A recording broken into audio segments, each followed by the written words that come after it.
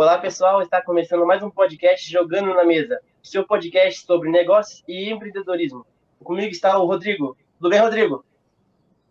Pessoal, hoje nós temos um dado muito bacana, um insight para bem-vindo, Vitoriano. Obrigado, Rodrigo. Gabriel, pessoal do Jogando na Mesa, muito obrigado pelo convite.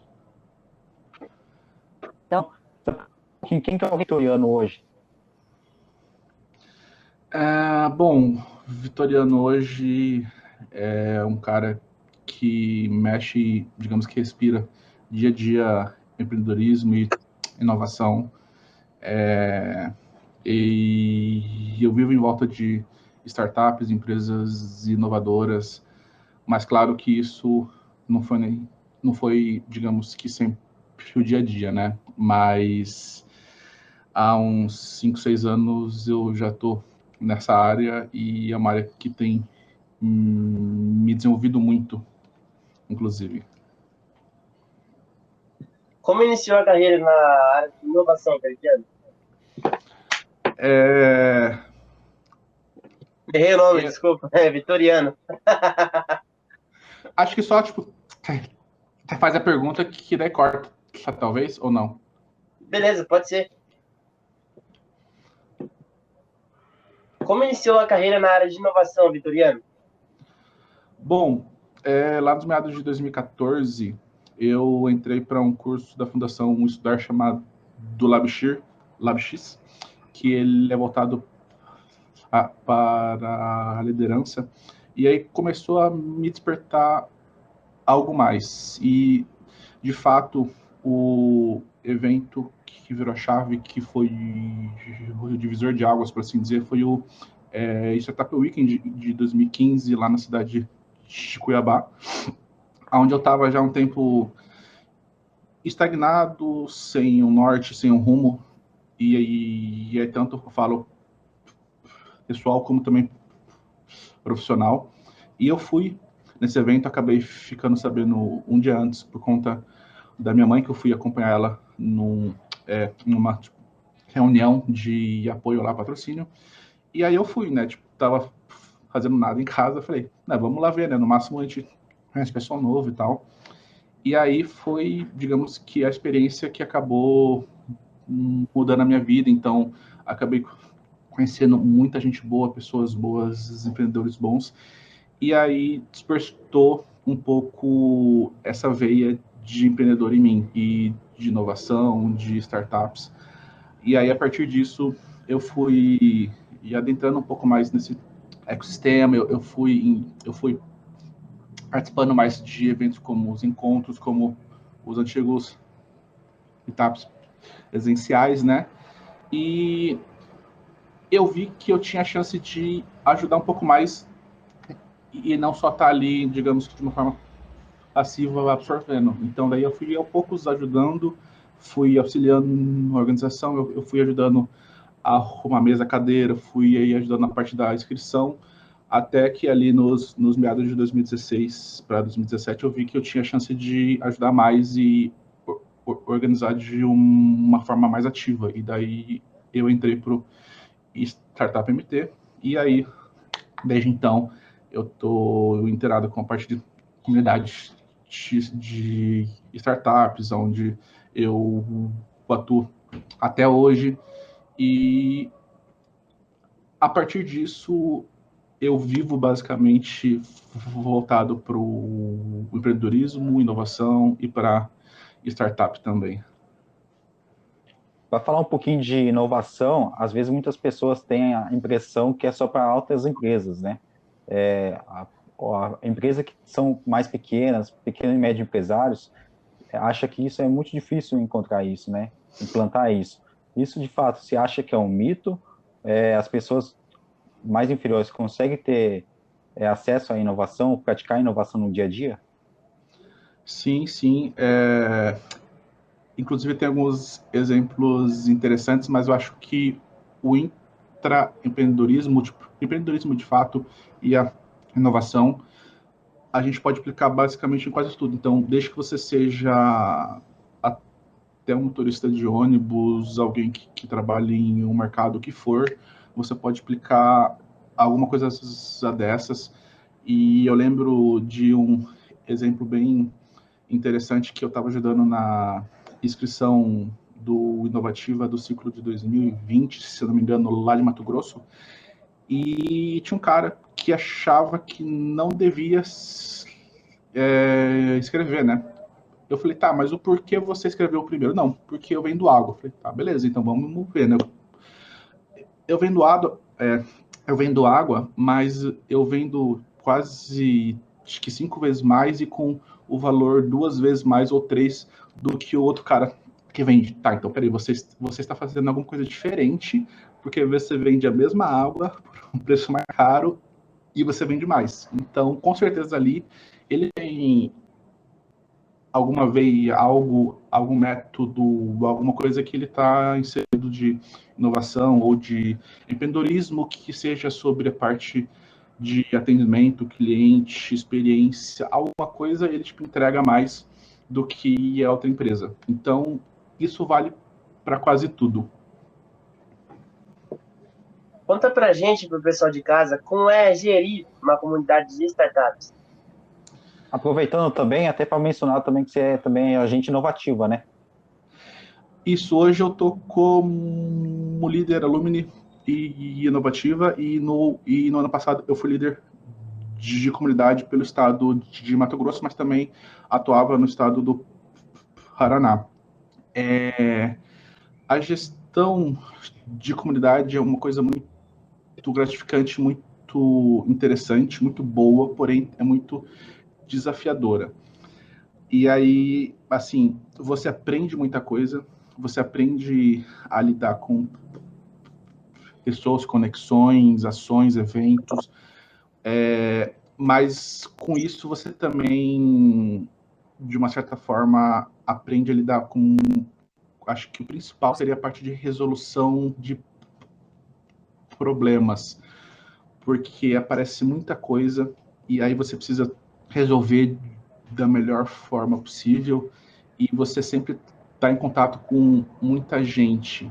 Então, isso daí é uma coisa que me ajudou muito, inclusive, me ajudou muito a desenvolver, mas acho que, inclusive, eu estava vendo um post esses dias de um Instagram novo chamado Comunidades BR, e lá tinha meio que as vantagens e tal.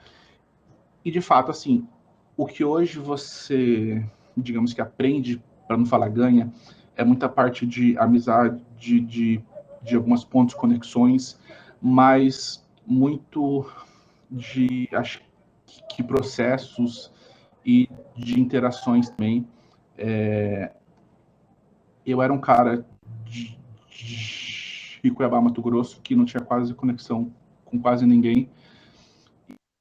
A partir desses eventos e tipo, ações que a gente estava tanto apoiando, como ajudando, como organizando, a gente tinha contato praticamente com o Brasil inteiro e com muita gente boa. E assim, independente do nível, expertise e da parte de vaga, função, então isso acho que é muito interessante. Falando um pouquinho do teu lado empreendedor também, você fundou a Smart Grain. Você pode dar um pouquinho mais detalhes o que ela é, qual o objetivo dela, o que ela faz hoje no mercado? A Smart Grain veio, na verdade, de um evento chamado DevAgri 2, no final de 2017, em que eu fui no evento, por sinal, para ser staff, para tipo, ajudar. E aí, no meio dele, de sexta para sábado, tinha uma equipe que estava sem desenvolvedores, e eu não sei mais desenvolver, mas a parte de organização viu que eu tinha uma chance de ajudar aquela equipe, falou, cara, você não pode ir lá ajudar e tal? Eu falei, eu vou ver o que eu posso fazer, né? Aí eu fui, no sábado à noite, eu quase fui embora, desisti, porque a gente estava sem nada e estava difícil, e a gente estava sem um dev, que tipo, esse evento é para você desenvolver alguma coisa e você entregar ali um código, alguma coisa. E aí, no sábado à noite, eu falei, cara, amanhã ou vai ao racha. No domingo de manhã, eu consegui encontrar um amigo que hoje, quer dizer, já na época, eu já achava que ele era um dos melhores devs lá do estado, e eu vi que, de fato, isso é verdade. A gente conseguiu desenvolver um app para Android, ele desenvolveu um app para Android em uma questão de umas 3, 4 horas, que lia soja e tipo, informava se ela estava ardida ou se ela estava fermentada. E aí a gente acabou ganhando, enquanto as outras equipes que estavam lá quase um dia e meio, dois, acho que uma tentou mostrar algo parecido, digamos, e funcional, só que nenhuma mostrou um app ou algo ali ao vivo. E a gente acabou ganhando. Na época, eu tinha uma outra startup chamada Reciclae, que era sobre reciclagem de resíduos eletrônicos, só que já estava estagnado e eu vi que a gente não estava indo, digamos, para frente. Aí eu tipo, arquivei ela, para ter um foco, e aí eu fui atrás agora da Smart Grain. A Smart Grain, ela nasceu em 2017, mas ela começou a andar de fato no final de 2019. Então, a Smart Grain hoje, ela vai resolver a partir da subjetividade na própria classificação de um grão de soja. Então, hoje existe uma tipo, análise quando existe o processo de venda para alguém, então, que seja para uma empresa, para um trading, para um silo, existe uma análise a qual a pessoa tipo, analisa a soja e vê se ela está boa, ardida, fermentada, quebrada, esverdeada, etc. A partir disso, essa venda ela tem um desconto baseado nessa margem de, digamos, que a soja é ruim, né? Por assim dizer, que ela não é ruim, porque na verdade ela é tipo, aproveitada para fazer alimento, farelo, etc., óleo. Só que existe uma, digamos, margem de erro de até 10% levantado pelo AgriHub, que é um conjunto de organizações do IMEA, Senar e também Amato, e eles encontraram que isso é a dor número 2, se não a dor número 1. Então, quase todo produtor que até hoje eu conversei, todo mundo fala que isso é uma dor enorme, que sempre tem alguma dor de cabeça, um problema, e isso gera que eles deixam de ganhar, digamos que uma venda cheia ou uma venda com um desconto justo para eles, já que essa margem de erro, por exemplo, se ele tem um contrato que ele vai vender uma soja e ele vai estar, vamos dar aqui um exemplo fácil, uma soja a 100 mil, por algum erro ou por alguma, digamos, má intenção, que infelizmente acontece, ele pode estar vendendo a 80 mil ou até menos. Então, isso é uma coisa, digamos, que muito injusta para quem vende, mas no ponto de quem está ali no tipo, dia a dia produzindo alimento para a gente, né? Então, até 2019, a gente estava um pouco estagnado, e aí, a partir de 2019 para 2020, a gente já está andando, digamos que bem mais rápido, e a gente desenvolveu muita coisa aí nesses últimos meses. Fala um pouquinho para a gente de como pequenos centros pode se destacar a nível nacional. Acho que um pouco, digamos que baseado naquela nossa conversa sobre inovação de grandes empresas, acho que aplica um pouco aqui.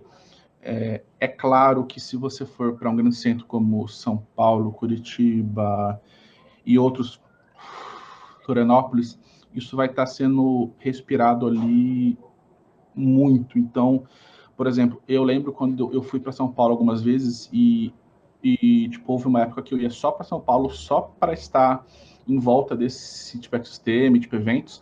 Tinha de 2 a 3 eventos por dia voltado para inovação ou para tipo, empreendedorismo. Então, é uma coisa que você tem, digamos que até em tipo excesso, não que é ruim, mas isso é bom porque muitas vezes você tem empreendedores que não têm, digamos que noção que são empreendedores. Então, tem muita gente, desde o interior, desde um polo, alguma área que faz muita coisa já, porém, ele não tem essa noção. Eu acho que hoje, com a internet e mais os aplicativos e tal, a gente tem muita abertura. Então, hoje você tem acesso a quase tudo, para não falar tudo, assim. Então, se você quer acesso a vender, a comprar, a um curso, aprender alguma coisa, você tem acesso tipo, instantâneo, praticamente, e quase sempre ou de graça, ou com um custo que seja de um tempo, ou um custo mínimo ali. Isso abre muitos horizontes, abre muitas, digamos, e portas. Eu acho que isso tem, digamos, mostrado muitas cidades que têm virado polo, inclusive, por conta dessas oportunidades. Você, como empreendedor, quais foram as maiores dificuldades que já surgiu? Como a Smart Green, por exemplo. Aí eu vou contar um pouco como empreendedor e eu também vou contar um pouco como Smart Grain, mas acho que como empreendedor, no começo, acho que a falta de impressão de que eu precisava de um suporte ou de um tipo apoio, e aí, no caso de amigos, pessoas em volta, né, família, e hoje eu vejo que não, claro que isso é importante, é bom, porém, basicamente, o que você faz depende de você. Então, isso é uma coisa que muito empreendedor às vezes pensa ou meio que pesa um pouco, e hoje eu vejo, e eu já passei por muita coisa que eu adiei e atrasei, achando que eu, tipo, meio que precisava de alguém ou de alguma coisa, e não. Eu acho que isso é uma coisa que pesa muito. Acho que também uma coisa que muita gente hoje associa ou pensa, talvez, não sei, mas pelo menos para mim meio que ficou um pouco, digamos, que marcante, é que um empreendedor, quando ele passa por dificuldades, não é que ele vai comer miojo durante ali 2 anos, não. Isso é uma coisa meio que mínima, mas a gente tem no dia a dia a parte de, de corpo, mente, cabeça, tem tipo amigos, famílias, então muita coisa que a gente passa no dia a dia que a gente não tem ideia ou às vezes não vê, isso tipo impacta muito. E acho que com a Smart Grain, principalmente, a gente não teve muito apoio até que alguém acreditou na gente. Então, a gente foi em inúmeras empresas, inúmeras instituições que eles tipo, escutavam. Talvez não era tão bem, digamos que a nossa hora, isso eu também entendo, porque a gente tinha uma ideia só, ok? Porém, eu lembro até que eu fiz o pitch para a mesma tipo instituição, com a mesma apresentação, apenas com uma logo a mais, que foi de um contrato que eu fechei no final de 2019 para 2020, e com essa logo a mais, a tipo, instituição já abriu o olho, já queria executar, estava interessado. Em comparação, antes eu apresentei o mesmo pitch, mas eles, sabe, não têm interesse. Então, assim, acho que uma coisa importante e que é de muito, digamos, valor são essas empresas e instituições que, tipo, acreditam inicialmente. São os tais early adopters também, por assim dizer.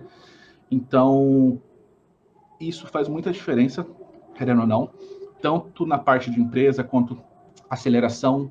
Se você está, por exemplo, numa tipo aceleração do, por exemplo, Sebrae ou de alguma outra instituição, empresa, isso pesa e é muito importante. Não achem que ter um selo ou ter alguma coisa ali é uma coisa ruim. Isso, tipo, quanto mais você tem, é muito bom, melhor pesa isso, porque você já teve uma experiência ali. E acho que não gere muita expectativa surreal. Acho que pense um pouco mais realista. Acho que é uma coisa que ajuda muito.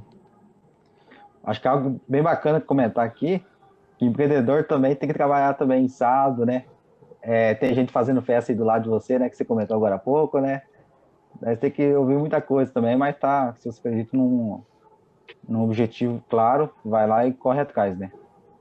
Sim, e até acho que, estendendo um pouco aqui, Rodrigo, aproveitando um pouco a sua fala, e isso é uma coisa que é um pouco, digamos, que complicado para a vida, não vou dizer amorosa, mas para a vida, tipo, pessoal nossa, porque às vezes a gente tem reunião à noite, a gente tem reunião sábado, a gente tem reunião domingo, a gente tem evento que a gente viaja e passa 3, 5 dias fora, e isso é um pouco difícil e é um pouco, digamos que, assim, complicado para entender também, e eu sei que isso é difícil, mas isso é algo que quem está geralmente nesse meio de inovação startup é uma coisa normal, né? Não que seja ruim ou boa, mas isso é uma diferença também que às vezes a gente não pensa nisso.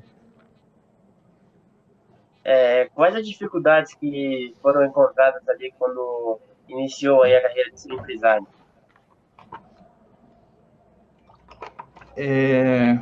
Eu acredito que para mim, pessoalmente, foi muito uma barreira, acho que pessoal mesmo, porque eu sou hoje, digamos que, um vitoriano diferente do que tinha até 2015 e tinha outro também antes, mas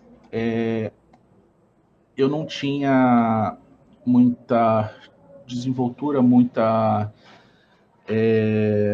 digamos, que liberdade de fala, assim, a comunicação era bem ruim, horrível, por sinal, tipo, eu sou gago, não parece, mas até 2015 eu quase não conseguia falar uma frase direito, e eu acho que isso foi um grande impeditivo. Um outro grande impeditivo também, acho que é o medo que a gente tem de ter um não, ou de o empresário, a instituição não achar interessante e gostar. Hoje, eu acho que quase todo tipo de contato, porque se eu estiver falando todo também, pode abranger coisa que a gente não pensa, mas, tipo assim, quase todo tipo de contato e interação que você tem com alguém, com uma empresa, com alguma pessoa, isso é interessante, você, tipo, aprende algo.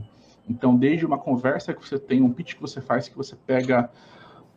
por exemplo, eu lembro de um meetup de desenvolvedores que eu fui em Cuiabá, e em uma conversa com um amigo meu lá, eu descobri uma forma de aplicar isso na minha startup, que vai ser algo que vai, digamos, que desenvolver mais rápido. Então, tipo, em quase tudo que você tem hoje, o que você pode aproveitar digamos, que conversa. Então, tem uma coisa também que eu gosto muito. Sempre que eu pego Uber ou 99 táxi, o que for, eu sempre converso. Claro que se tipo, a pessoa motorista estiver disponível, eu sempre converso porque é sempre uma experiência nova.